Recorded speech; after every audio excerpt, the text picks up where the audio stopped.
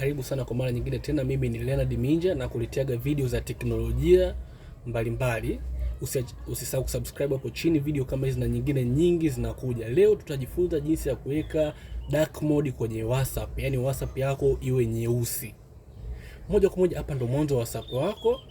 Unagusa hivi vidoti vitatu hapa juu. Baada hapo unagusa hili neno setting. Baada ya setting unagusa hili neno chat hapa. Baada ya kugusa neno chat unagusa hili neno limeandikwa theme. Ili la kwanza kabisa unagusa. Baada hapo utaweka dark. Unaweka dark, alafu baada hapo unabonyeza neno okay. Ili hapa. Baada hapo utaona WhatsApp yako imebadilika na kuwa nyeusi.